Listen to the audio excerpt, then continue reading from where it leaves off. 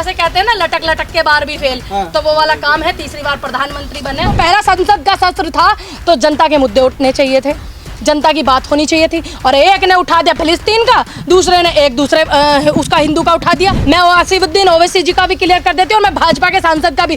दोनों सांसदों ने जानबूझ करके अपनी सलाह मशवरा करके इस तरीके के मुद्दे उठाए ताकि संसद चले ही नहीं, ताकि संसद में जनता के मुद्दे उठे ही नहीं। असीमुद्दीन ओवैसी जो है वो बी टीम है भाजपा की, तभी दोनों अपनी साठगांठ से अपनी डपली अपना राग बजा रहे हैं ना। राहुल गांधी अगर जनता के मुद्दे उठाते हैं तो उनकी सदस्यता चली जाती है, असीमुद्दीन ओवैसी की नहीं जाएगी। क्यों नहीं जाएगी? सबसे पहला सवाल पूनम पंडित ये है कि सदन की शुरुआत हुई है और विवाद शुरू हो गया। असदुद्दीन ओवैसी ने जो है जय फिलिस्तीन के नारे लगाए, उसके बाद जो है बरेली के जो सांसद है उन्होंने हिंदू राष्ट्र के नारे लगाए। उसको आप किस तरीके से देखते हैं? क्या आप हिंदू राष्ट्र के नारे को समर्थन करते हैं? देखिए, हिंदू क्या है और हिंदू राष्ट्र क्या है? जहाँ जिस धर्म की ज़्यादा आबादी होती है वही वो होता है, ठीक है। तो जब इधर धर्म की ज़्यादा, हिंदू धर्म की ज़्यादा आबादी है, सनातन धर्म की ज़्यादा आबादी है, लेकिन संसद में नारे लगना, चाहे वो फिलिस्तीन के हो चाहे वो किसी चीज़ के हो, अगर वो संविधान में गलत है तो मेरी नज़रों में भी गलत है, अगर वो सही है तो सही है। फिलिस्तीन एक कंट्री के लिए नारा है, लेकिन ये एक धर्म का नारा है, हिंदू वाला ये एक धर्म का नारा है। तो आप अपने ईश्वर, अपने परमात्मा को कहीं भी याद कर सकते हैं, लेकिन आप भारत में रह करके दूसरे देश की बातें बोलना, दूसरे देश को जिंदाबाद कहना, तो इसका मतलब आपका हिंदुस्तान से मोह भंग हो गया, आप हिंदुस्तान से जो है आपका प्रेम नहीं रहा है। तो हिंदुस्तान में रह करके हिंदुस्तान के जो सनातन धर्म के लोग हैं वो अपने इष्ट आराध्य को कहीं भी याद कर सकते हैं। कहा ठीक है, लेकिन जो हिंदू राष्ट्र के जो नारे लगाए वो सही है या गलत है? देखिए, ये एक धर्म को लेकर नारा लगा है, हाँ। ठीक है, और ये एक दूसरे देश को लेकर के नारा लगा हुआ है, फिलिस्तीन। देखिए, मेरा समर्थन राम राज है। जब राम राज हो जाएगा, जब राम के पदों पर, पक्षों पर चलना लोग सीख जाएंगे, राम के आदर्श को लोग मानने लग जाएंगे, राम की भावनाओं को समझने लग जाएंगे, जैसे राम गरीबों के, मजदूरों के, पीड़ित लोगों के, वंचित लोगों के दुख को, दर्द को समझते थे और अपनी स्त्री को सिर्फ अपनी स्त्री समझते थे, बाकी सबको अपनी बहन और माता की नजरों से देखते थे। राम राज हो जाएगा तो हिंदू राष्ट्र अपने आप ही हो गया। पेपर लीक के मामले पे क्या कहेंगे? पेपर लीक पे मैं ये बोलूंगी, इतने सारे पेपर लीक हो रहे हैं, जो सदन में मुद्दे उठने चाहिए वो मुद्दे सदन में नहीं उठ रहे हैं। और अगर पेपर लीक को लेकर के प्रोटेस्ट करता है विपक्ष, उसी विपक्ष पे डंडे मारने की कोशिश कर रहे हैं, डंडे लग रहे हैं। तमाम मीडिया के पत्रकार जो कवर करने, तुम जैसे यूट्यूबर्स को ज्यादा घसीटा जाता है, ज्यादा मुकदमे लगा जाते हैं। क्योंकि पहले क्यों मुद्दा है ये? मेरे से मुद्दे पे सवाल करें, छोड़िए, मैं आपके बात का सवाल का जवाब देना जरूरी नहीं समझ रही हूँ। पेपर लीक पर इतने मुद्दे उठे, इतने लोगों ने प्रोटेस्ट किया, इतने लोगों ने प्रोटेस्ट करने के बावजूद भी, प्रोटेस्ट में जो होना चाहिए, प्रोटेस्ट करना एक लीगल आपका अधिकार है, चाहे वो आप नेट के एग्जाम पे पेपर लीक नहीं। देखिए, मैंने कब कहा कि नहीं होते थे, लेकिन पेपर लीक होने के बाद में समस्या का समाधान होता था और इस कदर नहीं होता था जितना अब हो रहा है। अगर कहीं चूक हो जाती थी तो सरकार उस पर तंज कसती थी और फिर दोबारा नौजवानों को मौका देती थी, पेपर कराती थी, निष्पक्ष पेपर कराती थी, ताकि युवा ने जो पढ़ाई की है, जिस भी फील्ड में की है, वो आगे जा करके अपने उस फील्ड में स्थापित हो जाए, अपना घरस्थ जीवन चलाए। ठीक, अब ये सरकार भी तो वही कर रही है। देखिए, सरकार में कार्रवाई तो देखिए, जो तुम्हारे मीडिया के इंचार्ज होते हैं वही पेपर लीक करा देते हैं, जो तुम्हारे सोशल मीडिया के वो होते हैं वो यूनिवर्सिटी में, बनारस यूनिवर्सिटी में गन पॉइंट पे लड़की का बलात्कार कर देते हैं, जो तुम्हारे पदाधिकारी होते हैं, जो तुम्हारे सांसद का चुनाव लड़े होते हैं वो महिला पहलवानों का उत्पीड़न करते हैं, जो तुम्हारे सांसद लड़े होते हैं उसका बेटा गाड़ी चढ़ा करके किसानों को मार देता है। तो तुम कैसे बोलोगे इस बात को? हम विपक्ष में, अगर हमारी जिम्मेदारी है ना कि हम विपक्ष के मुद्दों को जरूर और जिम्मेदारी के साथ उठाएं। कहा कि अब पेपर लीक नहीं होंगे, लेकिन सवाल ये है कि पूनम पंडित, क्या जो आरएसएस हिंदू राष्ट्र की मांग करती है, क्या आप उसके रास्ते पर चलेंगे? देखिए, आप चाहते हैं कि देश हिंदू राष्ट्र बने? देखिए, हम सनातन धर्म के लोग हैं, सनातन भावनाओं से जुड़े हुए हैं, सनातन हमारी सांस, हमारी धड़कन है। सनातन धर्म को आगे बढ़ाना, उसका वर्चस्व पैदा करना और सनातन धर्म का प्रचार प्रसार करना हमारा कर्तव्य है और हमारा सबसे पहला धर्म है। चाहते हैं आप? ये देखिए, आप हिंदू राष्ट्र करते रहिए। मैं सनातन धर्म और राम राज की जो है नियम चाहती हूँ और वही कानून यही चाहती तो हूँ। बीजेपी भी चाहती है। संविधान बदलना चाहते हैं देखिए, आप? बिल्कुल नहीं। बीजेपी भी किसने तो कहा रामराज संविधान चाहती है, बदलिए? फिर दिक्कत किसने क्या है? कहा? कि आप धार्मिक बिल्कुल नियम भी चाहते हैं नहीं। हर देखिए, जगह। हर देश जगह तो किसने संविधान से किसने चलेगा कहा ना। किसने कहा वैसे किसने कहा कि हर जगह? किसने कहा हर जगह? आपने तो कहा मैंने कि तो हम नहीं ये कहा। चाहते हैं आप कि फ्लैशबैक में जाइए। अरे राम के पदों पर पक्षों पर चलने लग जाओगे तो बलात्कार ही नहीं होंगे। राम के नियतों पर चलने लग जाओगे, गरीबों को समझने लग जाओगे, गरीबों की आवाज उठाने लग जाओगे तो अपने आप ही सनातन धर्म का बीजेपी प्रचार होगा। सांसद ने जो जय हिंदू राष्ट्र कहा है, पूनम पंडित जय हिंदू राष्ट्र कहेगी? देखिए, मैं हिंदू के उसको ज़्यादा नहीं जानती हूँ, ना मैंने हिंदू को पढ़ा है। मैंने सनातन धर्म को पढ़ा है। मैं सनातन धर्म के बारे में आप मुझसे पूछ सकते हैं, जो भी आप मुझसे देखिए, आप मुझसे सनातन धर्म का प्रचार प्रसार कराएंगे या मुझसे बोलेंगे सनातन धर्म के विषय में, तो मैं सनातन धर्म क्यों नहीं करना? क्या सनातन धर्म का प्रचार करना गलत है? देखिए, मतलब बीजेपी सांसद मैडम एक मिनट ऐसी व्यवस्था है, एक ऐसी व्यवस्था है जो संविधान के नियमों से चलती है, तो वहाँ पर संविधान का पालन होना चाहिए। संविधान में तो नहीं है ना हिंदू राष्ट्र में। देखिए, अब मैंने आपको क्या बोला, संविधान में नहीं है तो इसका मतलब नहीं होना चाहिए। भाई, संविधान के नियमों पर आपके हिसाब से नहीं होना चाहिए। देखिए, मेरे हिसाब से नहीं, संविधान के हिसाब से। हम अपने हिसाब को मानने वाले कौन है? ये देश जो है संतों की भूमि है। धर्म का प्रचार संतों से होता है, सनातन धर्म का प्रचार संतों से होता है। लेकिन इस देश की जो व्यवस्था है वो संविधान से चलती है, तो वो संविधान से चलनी चाहिए। हर चीज का एक प्रोटोकॉल है ना। जो चीज संविधान से चलती है वो संविधान से चलेंगी, और जो चीज संतों से, भारत सनातन संतों की भूमि है, तो इसको आप नकार भी नहीं सकते हैं, क्योंकि संतों के बिना, सनातन के बिना भारत की कल्पना ही नहीं है। अब मैं कहने लग जाऊं कि संविधान के बिना संसद की कल्पना आप कर सकते हो? नहीं कर सकते ना। तो वैसे ही क्यों मैं नाम लूंगी? क्यों मैं लूंगी? आप बताइए। मैंने तो नहीं कहा नहीं है। मैंने, आप मुझसे चर्चा कर रहे हैं, आप मुझसे संविधान पे और सनातन पे चर्चा कर रहे हैं। आप मुझसे मुस्लिम धर्म पे चर्चा कीजिए, मैं आपको जवाब दूंगी। आप चर्चा भी तो मुझसे दो ही चीज पे कर रहे हैं। देश की बात करेंगे तो उसमें सभी आता है। अब देश में संविधान में सब आता है, सभी आता है, संविधान में सब आता है। संविधान में हिंदू मुस्लिम सिख ईसाई सिर्फ नहीं आते। हिंदू नहीं, सनातन मैंने बोला, आप ध्यान से सुनिए मैंने क्या बोला। सनातन मुकम्मल नहीं होता संतों के बिना, और संविधान के बिना देश मुकम्मल नहीं होता। तुम्हें तो हिंदू मुस्लिम के सवाल करना है, करते रहिए, मेरे पे क्या फर्क पड़ रहा है। और रही बात 4 धर्मों की, इस देश में जैन, बौद्ध, पारसी ये भी है। ये संविधान के दायरे में, पूरे देश में जो संविधान के नियम कायदे मुझ पे लागू होते हैं वो सभी धर्मों पे होते हैं। ओवैसी ने जय फिलिस्तीन तो कहा, लेकिन जय भारत नहीं कहा। देख, यही चीजें दुख वाली हो जाती है। अगर आप फिलिस्तीन को सपोर्ट करते हैं तो क्या मैं बोलूं? अब बताइए आप, ओबीसी हिंदुस्तान में रहते, हिंदुस्तान का खाते, हिंदुस्तान के वोटरों का वोट लेते, क्या उनको जय भारत नहीं बोलना चाहिए था? आप सारे पत्रकार जितने, देखिए, आप ये बताइए, भारत बोलना चाहिए था नहीं? भारत, जय भारत हमारे देश में तब से चला आ रहा है, तब से हमारे देश जो है आज़ाद भी नहीं हुआ था। चाहे वो चंद्रशेखर आज़ाद, मंगल पांडे, शहीद आजम भगत सिंह, चाहे गनी गफ्फार, चाहे अंबेडकर, नेहरू, पटेल, चाहे कितने लोग हैं, तब से जय भारत चला आ रहा है। तो क्यों नहीं बोला उन्होंने जय भारत? बताइए। संविधान के सांसद ने भी नहीं बोला। देखिए, बिल्कुल, मैं तो उनको भी गलत बोलूंगी। नहीं, मैं तो उसको भी गलत बोलूंगी। मैं तो उसको भी गलत बोल रही हूँ। भाई, आप भारत में रहते हो तो भारत की जय क्यों नहीं? दोनों ही सांसदों को बोलूंगी, दोनों ही जनता के वोट से बने हैं और दोनों ही भारत की जनता के वोट से बने हैं। आप हमारे भारत की संसद में विदेशों को क्यों घुसेड़ते हो भाई? बताइए।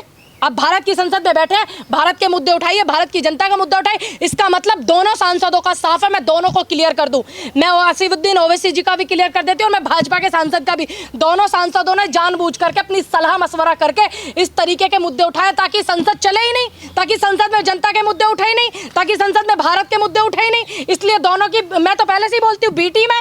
असीमुद्दीन ओवैसी जो है वो बी टीम है भाजपा की, तभी दोनों अपनी साठगांठ से अपने अपनी डपली अपना राग बजा रहे हैं ना। बताइए। मतलब कह रहे कि बीजेपी के साथ जुगलबंदी है। बिल्कुल जुगलबंदी है, तभी तो अपने संसद को, पहला संसद का सत्र था तो जनता के मुद्दे उठने चाहिए थे, जनता की बात होनी चाहिए थी। और एक ने उठा दिया फिलिस्तीन का, दूसरे ने एक दूसरे उसका हिंदू का उठा दिया। आप इनको तो ये भी नहीं पता होगा कि राष्ट्र शब्द आया कहाँ से था। ठीक है, किसको? ओवैसी को भी नहीं, और ना ही भाजपा के सांसद को। पत्रकार हाँ, पत्रकार सीखते हैं, तो सीखा उन पत्रकारों ने सीखा। बताइए, आप सारे पत्रकार सामने, आप बोलेंगे भारत में रह करके फिलिस्तीन की जिंदाबाद बोलोगे आप? बताइए। आप भारत बोल रहा हूं फिलिस्तीन जिंदाबाद। आप भारत का नमक खाते, इसका विरोध कीजिए। ये मैं भारत अभी का- बोल रहा हूँ, हाँ। मेरा देश समर्थन करता है फिलिस्तीन का। ठीक है, हमारी जो हम कूटनीति मजबूरियों में, है हम- वो फिलिस्तीन के सुनिए, साथ है। सुनिए, हमारा देश जब ऊपर की नीतियों में समर्थन करता है तो हमारा हम देश भी करते साथ है और हैं। हमारा मुसलमानों का देश रिश्ता है। देखिए, हमारा फिलिस्तीन से मुसलमानों का देखिए, रिश्ता आपको है। हिंदू मुस्लिम से आपका मस्जिद चैनल अक्सा से चलता रिश्ता है। तो आप मुसलमान करते तो बोल रहे हैं, रहिए, मैं बोल रहा हूँ। मैं आपको फुटेज नहीं मैं लेने on देने camera वाली। बोल रहा हूँ। हाँ, ये ऑन कैमरा बोल रहे हैं, ये हमारे देश के अपर का मामला है। जब फिलिस्तीन को जरूरत होती है, सदन में थोड़ी बोल रहे हैं कि वहाँ पे भारत डाल जा का करके सपोर्ट का करता उल्लंघन है। हुआ है। मैं यहाँ बोल तो रहा हूँ, आप बोलिए ना कि नियम का उल्लंघन हुआ है, बोलिए बैरिस्टर साहब ने नियम का उल्लंघन किया। तो बिल्कुल बोल रहा हूँ। हाँ, उनके कहाँ खिलाफ बोल रहे केस हैं? भी दर्ज हुआ, तो क्या देखिए, उनकी संसद सदस्यता जानी चाहिए? बिल्कुल जानी चाहिए। मतलब राहुल गांधी अगर जनता के मुद्दे उठाते हैं तो उनकी सदस्यता चली जाती है, असीमुद्दीन ओवैसी की नहीं जाएगी। क्यों नहीं जाएगी? फिलिस्तीन को हमारा भारत शुरू से सपोर्ट करता है, जब कभी इंटरनेशनल मामला आता है तब करता है। आर्थिक स्थिति से उनको पहले से सपोर्ट करता है, मौखिक स्थिति से करता है, लेकिन भारत की संसद में भारत का मामला होना चाहिए, हिंदू राष्ट्र की गांधी जो है सदस्यता सदन में जानी चाहिए, डरे- बिल्कुल जानी चाहिए, दोनों की सदस्यता जानी चाहिए। अच्छा, राहुल गांधी जो है सदन में डरे डरे से लग रहे हैं। आप जरा गौर कीजिए, देश के प्रधानमंत्री जी को पहली बार तमाम मीडिया के चैनल इधर बता देखिए ना, सकते हैं। कैमरा पे। ईमानदारी से बताइएगा, देश के प्रधानमंत्री जी को क्या कभी ऐसे देखा? उदास कर दिया आप लोगों उदास, ने। क्योंकि हमने उदास नहीं किया। करना ही नहीं देखिए, हमने उदास नहीं किया उनको उदास किया उनकी खराब नीतियों ने, उनको उदास किया उनके खराब प्रचार प्रसार ने, उनको उदास किया उनके जो प्रवक्ता बैठे हुए टीवी पे उलूल जलूल बातें करते हैं, उनको उदास किया तमाम उन नेताओं ने जिन्होंने देश के किसानों को आतंकवादी बताया, उनको उदास किया जिन्होंने देश के किसानों को खालिस्तानी बताया, और जिन्होंने ये कहा बैठ कर के कि 100 रुपए में ये महिलाएं बैठी हुई हैं आंदोलन कर रही हैं, उनको उदास तो ऐसे लोगों ने किया। राम मंदिर तीसरी दिया, बार या प्रधानमंत्री राशन बने हैं दिया, मैडम वो। देखिए, लटक उदासी लटक बात के है। बार भी फेल, जैसे कहते हैं ना, लटक लटक के बार भी फेल, तो वो वाला काम है। तीसरी बार प्रधानमंत्री बने, मेरी शुभकामनाएं उनको, उनकी अच्छी उम्र की, लंबी उम्र की मैं कामना करती हूँ, और मैं उम्मीद करती सरकार चले, इसके देखिए, लिए मैं आप- उम्मीद राम करती मंदिर तक हूँ। दे दिया, राशन दे दिया, क्या चाहिए जनता को? राम मंदिर कोई इंसान दे सकता है क्या? सिर्फ उसको मॉडिफाई कराया जाता है, और सरकार की जिम्मेदारी होती है, सरकार का काम है, जिम्मेदारी होती है। कोर्ट का फैसला था जो पूरे देशवासियों ने माना। चलिए, बहुत बढ़िया। राम मंदिर में घोटाला हो गया, आगे टपक रुक हिंदुओं जा। ने, ईसाइयों ने, जैन, बौद्ध, पारसी, किसी ने विरोध नहीं किया, सबने कोर्ट के नियम का सम्मान किया जो कोर्ट में पानी फैसला टपक रहा है, है, अब और क्या फिर कहेंगे? पानी टपक रहा है। ये सबसे बड़ा भ्रष्टाचार है। भ्रष्टाचार अब हुआ। बताइए, 18 करोड़ की जमीन को मथुरा वृंदावन में इतनी जल्दी इन्होंने 18,000 करोड़ की बेचा था, और अब जिन बड़े बड़े आर्किटेक्टों ने बोला था कि हम जो है गारंटी देते हैं कि ये नहीं छुएगा राम मंदिर, 1000 साल तक चलेगा। अरे भाई, राम लला, अब बारिश में पानी टपक रहा है, तुमने जो वो घोटाला भ्रष्टाचार टपक रहा है भाजपा का, और वहाँ के जो संत हैं वो इस बात को मीडिया में आकर के कह रहे हैं, और ये बड़ी बात मैं आप भी WhatsApp मैं पे उनको देखें। नमन करती हूँ, ऐसे व्यक्ति को मैं नमन करती हूँ। इतनी तानाशाह सरकार के सामने होने के बावजूद वो अपने नियम से नहीं हटे, और उन्होंने आकर के मंदिर की जो एक्चुअल स्थिति है उसको जनता के सामने रखा। अखिलेश यादव खिजा रहे हैं, चंपत पासी राय साहब जी को ने। साथ में रख के मोदी जी को अखिलेश यादव खिसा रहे हैं, बाद हाथ पकड़ पकड़ के उनको दिखा रहे हैं कि देखो हम अयोध्या से किसको जिता के लाए। तो क्या देखते हो? देखिए, जितने भी हमारे तीर्थ स्थल से, उन सभी तीर्थ स्थलों में तमाम वो लोग जीते हैं, तमाम वो लोग जो जीते हैं जिन्होंने जनता के दुख को समझा, जिन्होंने जनता की तकलीफ को समझा है।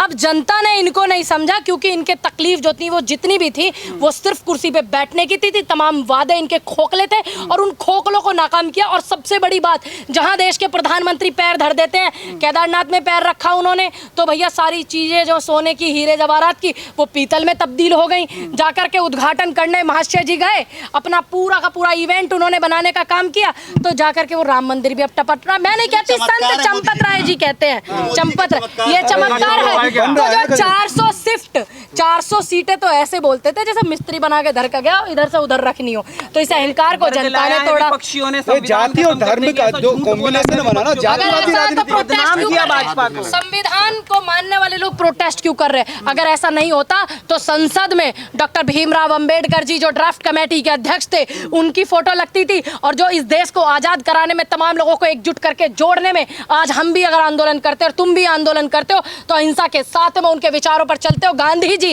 इनकी दोनों की फोटो को क्यों हटाया गया बताइए? फोटो को कहाँ हटाएगा? तुम उदास डूब कर रहे दिया हो। आप लोग। नहीं, फोटो को घोटाला हटाया हुआ क्या राम मंदिर में? चंदा चौक, संजय सिंह कह रहे हैं। क्या? संजय सिंह कह रहे हैं बड़ा घोटाला हुआ है। बड़ा घोटाला तो हुआ है।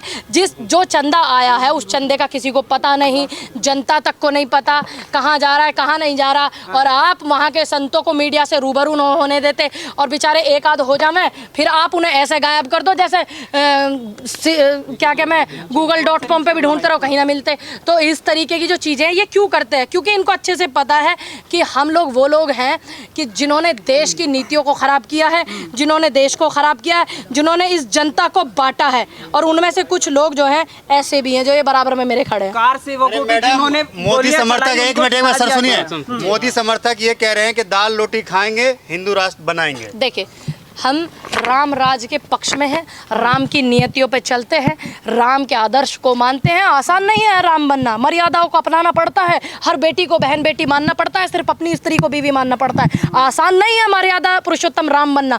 तो हम हाँ बिल्कुल आसान नहीं है, बिल्कुल कायदे की बात आपने कही, क्योंकि आसान नहीं है इतनी कट्टरता दिखाना और आसान नहीं है इस देश की बेटियों को अपने ही राज्य में नंगा घुमाना और पीएम पद से एन वीरेन से इस्तीफा ना लेना। और आसान नहीं है इस देश में किसानों के ऊपर ट्रैक्टर चलाना। आसान नहीं है इस देश में बेटियां जो प्रोटेस्ट कर रही थी विदेश से मेडल लाने वाली ओलंपिक में, उनके ऊपर अपने डंडे बजवाना अपनी पुलिस के।